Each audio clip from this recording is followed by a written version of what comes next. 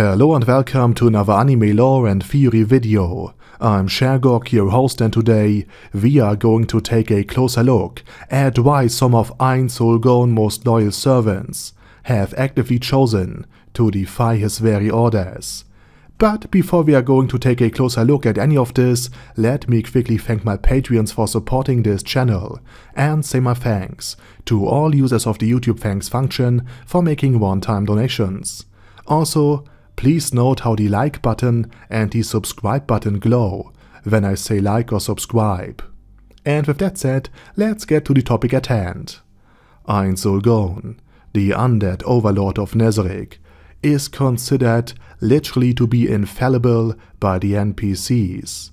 By that I mean that when Ain Sul Goon states that black is white and white is black, the NPCs of the Great Tomb of Nezarec not only fail to notice the obvious error, but are wholeheartedly convinced that black has always been white and vice versa. Despite the fanatical loyalty exhibited by Ain Sul Goon's NPCs, and the fact that they are literally bound by mechanics of loyalty to the players of the Great Tomb of Nezarec, even being able to see the aura of the one to whom they owe allegiance, through all disguises and deceptions, NPCs have surprisingly not always followed orders and have sometimes resisted clear instructions from Ain Sul Goon and their own superiors. And there are surprisingly good reasons for this, as we will shortly see, where NPCs paradoxically showed disloyalty out of loyalty. And by the way, I'm not referring to the Sheltie fight in any means, way, shapes or forms, as she was placed under mind control by a world-class item, Downfall of Castle and Country to be precise, and the battle against Ainz was simply started by Ain Sul Goon's aggression due to the initiating spell, a super tier magic spell known as Fallen Down. And with that said, let's start with a very well known case, that of Touch Me's doppelganger Sebastian. The Butler of Steel ignored Ain Sul Goon's instructions at one point and did his own thing, when the loyalty of all NPCs still on a mission outside of the Great Tomb was in question after the Sheltie incident. Sebastian had been tasked with collecting information and forwarding it to the Great Tomb, which by the way has also caught the attention of Demiurge when it came to the reports about the Golden Princess Renna. Sebastian was also aware that the resources of the Great Tomb were relatively scarce at the beginning and should be used sparingly and only when necessary.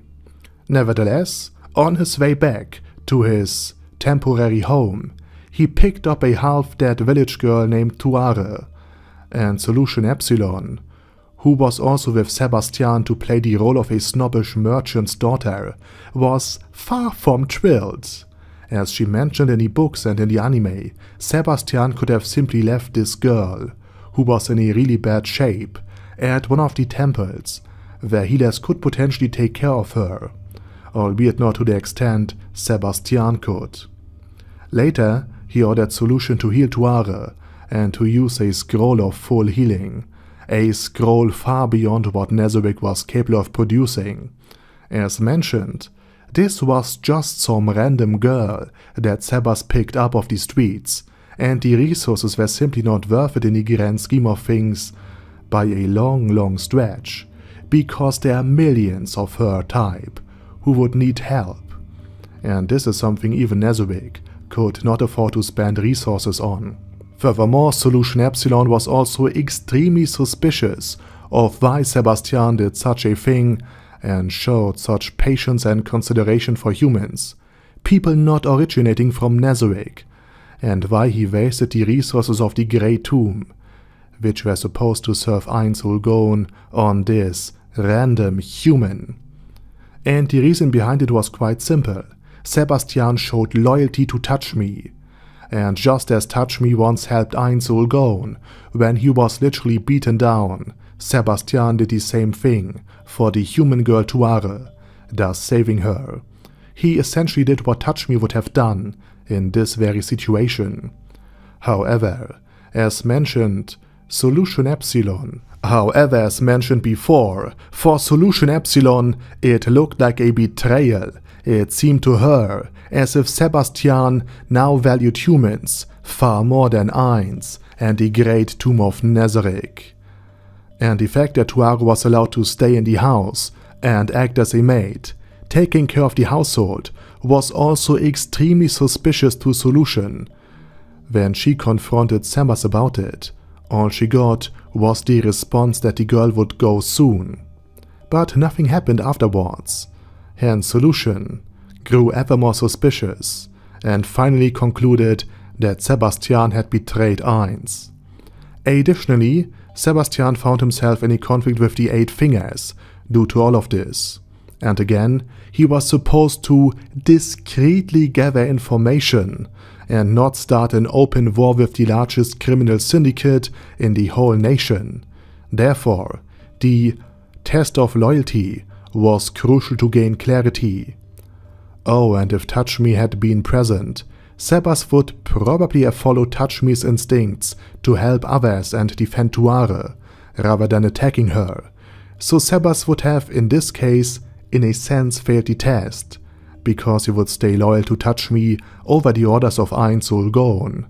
However, without Touch Me, after some inner turmoil and conflict, he followed Ainz's orders, in the sense that he was Pandora's actor and thus proving his loyalty. And with that said, we move on to another action that took place during the 5th and 6th light novel volumes, the rescue of the children of Riestai City. Ainz Ooal Gown had actually ordered the death of these children that Demiurge and his demons had captured, but Pestonia, the dog-headed headmate of Nezarec, and Nigredo, the older sister of Albedo, defied this order and saved the children. As a result, they were both imprisoned on the 5th level as punishment, which in Nigredo's case was not very effective, since she already lived there. And as mentioned, this was a rather direct order that both of them ignored, following ultimately their own conscience. This seemingly defined attitude of some NPCs is also tied to the karma of the NPCs, while Lupus Regina Beta behaved according to her karma and character, eagerly wanting to see Karn Village burn, and taking every opportunity to either embarrass Enri or instruct her to do some things to Enfiria that would ultimately result in him needing a combination of stamina and healing potion in one just to keep up with her. And Pestonia, Sebastian, and Nigredo used every opportunity to help people they should care for, according to their own perspectives and their creator's will.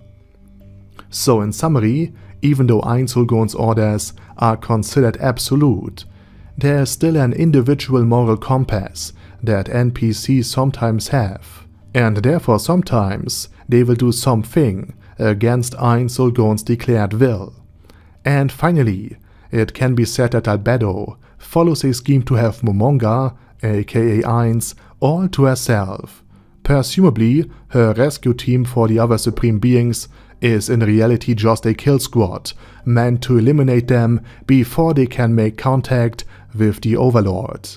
Albedo also likely wants to destroy the entirety of the Great Tomb, so that she can spend her time alone with Ainz Ooal Gown, or rather Momonga, for eternity. And this is based on the character description of her being madly in love with Momonga. So in a sense, even though this would go against everything Ainz Ooal Gown wishes, Albedo would still be true to the wishes of Momonga, in a sense. And yes, despite the penguin butler Eclair openly wanting to succeed Ainz Ooal Gown and take his throne for himself, this is also done out of loyalty, because he was created to be this way, as a joke. So in other words, even though Jerkniv's idea of inciting NPCs against Ainz Ooal Gown might have seemed insane, there's enough independent thought within Nezarec that powerful conflicts could at least potentially unfold, especially in the case of Albedo. And with that said, this is it for today. Did I forget something? Do you want to add something under the video? Then write it down in the comment section. And while you type, I say thank you very much for watching and special thanks to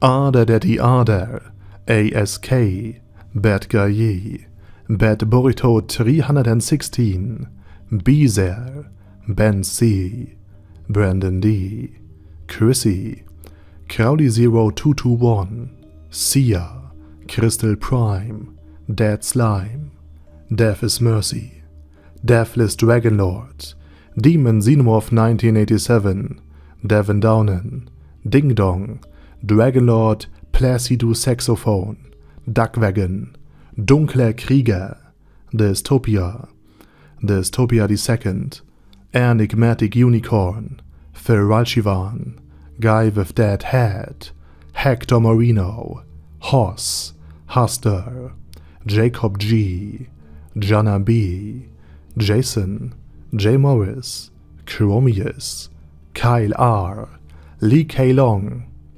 Legendarius, Lelouch Britannia with a Mustache, Lexus Fox, Lord Nishikian Rai, Lord Touch Me, Lovewazer, Mervek, Mr. Shoes, Mr. Tweaker, Michael R, Michael Y, Nope, Oh Hell No, Normal Toad, O'Kill, Overlord General Gasper, Paddy Pantum, Personage, Primus 11, Rhinomere, Q&A Caracos P, Shergox's Daddy, Shadow Lightning Wolf, Shrine Keeper, Super Tier Magic Batista Bomb, Supreme Cheese, Staris, Ted, Texas Deer, The Orc Warboss, Rag Edsmasher, T.E. Wang, Vash Hawkeye, Vegito27, Venture Fanatic, Wilhelm, Xenukai, and Zonegon. Thanks guys. Anyway, have a nice day, and I hope to see you all again soon on my next video.